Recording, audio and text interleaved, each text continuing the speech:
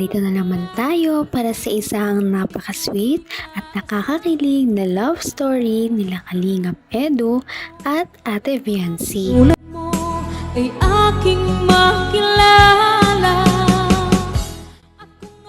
Para sa pagpapatuloy ng ating love story ay tumayo si Kalingap Edu at ang buong Kalingap team sa bahay nila Ate Viancy.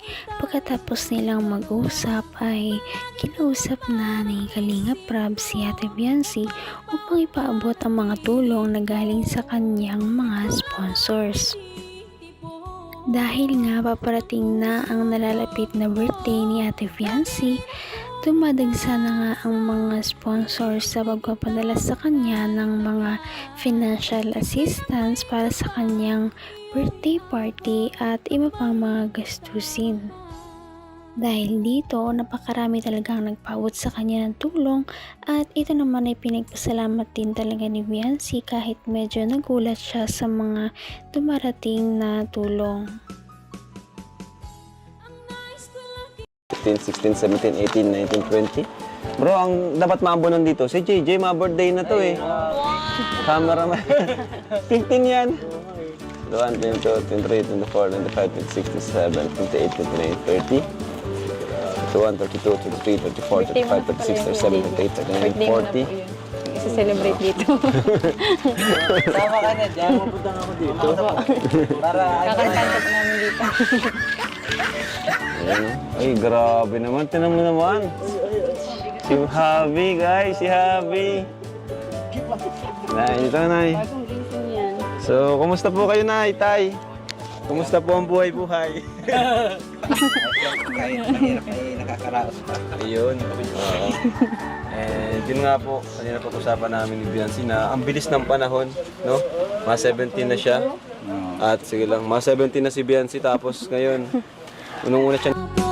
Kamay na kita mahal. Nagulat si Ate Viancy sa laki ng pinadala sa kanya ng kanyang sponsor dahil hindi nga siya sanay sa mga birthday party at pagsi-celebrate dahil noon nga ay naglalabandera lang siya para may makain man lang sila ng kanyang pamilya at makatulong sa kanyang mga magulang.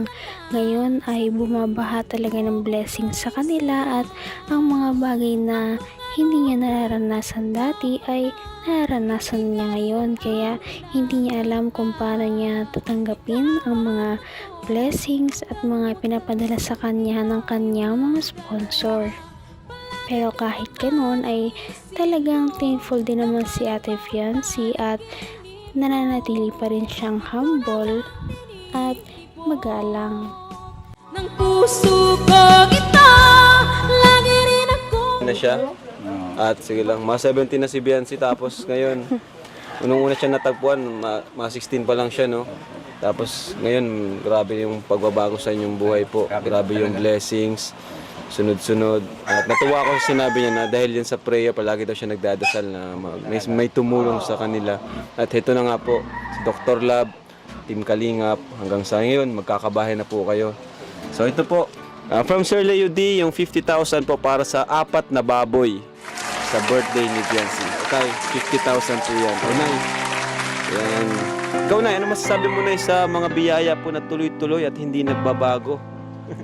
Ano po, so parang hindi namin akalain na ganito ang nangyayari na talaga po. Kaya sobra pong nagpapasalamat po kami sa lahat ng mga sponsors po sa Kalingap. Tsaka lalo-lalo na kay Kuya Ba. Hindi ko naman akalain na hindi ko rin inaas. Grabe, kahit medyo matagal pa ang birthday ni Ate Viancy, nagpadala na ang kanyang sponsor ng kanyang panghanda sa birthday. Ito ay nagpadala ng nagkakahalagang 50,000 pesos para sa 4 na lechon para sa kanilang pag-celebrate.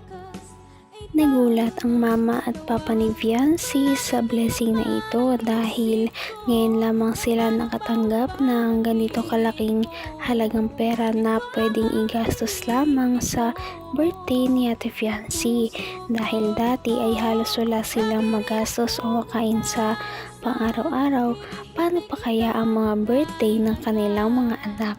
Kaya naman natuwa sila dahil may mga ganito nang mangyayari sa birthday ni Ate Fiancy na minsan lamang mararanasan sa buhay niya. Ang ano niya. Lalo na kung isipin po natin yung mga dating pinagdadaanan niyo po. Na ano ko nga dati, nung unang kong punta dito, si Biancy nakita ko talagang stress siya. Tapos naghahanap siya ng sideline, yung Hanap lalabada. kami na kung sinong gusto magpalaba. Opo. Kaya, pero tinutulungan niya talaga ako. Tapos si Papa niya, sama-sama kami sa ilog. Pero ang masaya, ano yung tulong-tulong po kayo, kahit ganun yung buhay. Sa Kalingap po talaga may nababago po talagang buhay, no? Itong Kalingap. Grabe. Tapos from Eden, OFW, Saudi Arabia. Advance birthday gift daw kay Biancy, 10,000 pesos. Grabe, may group na si Eden, ha? 10,000 Biancy. And meron din para kay Eds.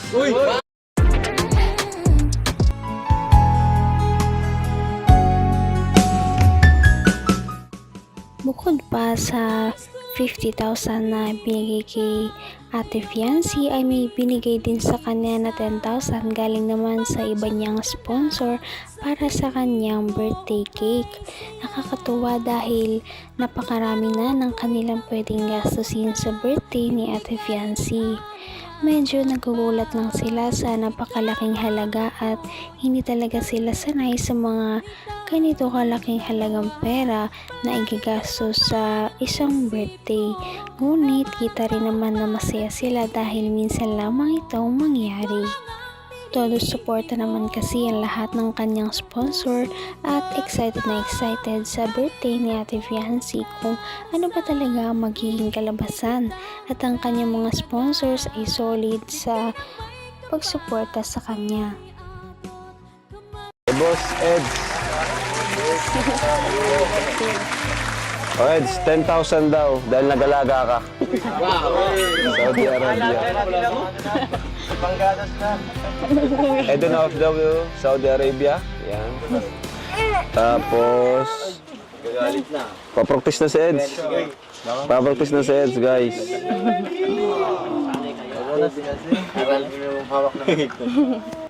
Ayan, so, thank you po, Sir Leo D. At kayo po tayo bahala magbili ng baboy. Thank you so much po. Thank you so much po sa mga sponsor. Kay Sir Leo D po, tapos sa Eden, OFW, Saudi Arabia. Saudi Arabia. Tapos kay Tita Gemma Cruz po, sa Edu Biancy, best friend po. Alin? Para sa ako ni Princess sa pangpa Sa brace? Ayun. Ay, grabe naman.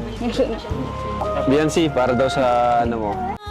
Hindi ka rin nag-alinlangan pa.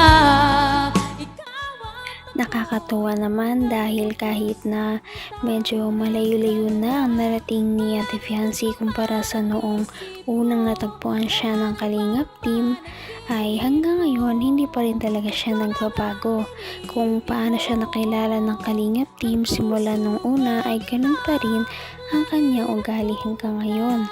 Ganun pa rin siya kabait, pagmahal sa pamilya, matulungin at maalalahanin.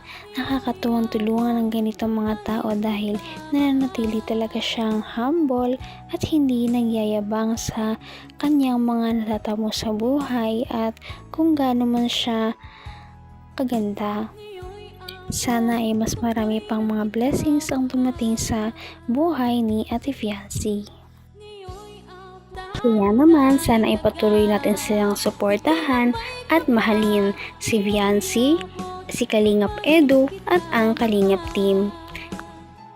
Yun lamang at maraming salamat sa panonood. Abangan natin kung magkakatuluyan ba talaga si Kalingap Edu at Fiancy. Hanggang sa muli. Bye! Ngayon'y abot kamay na kita.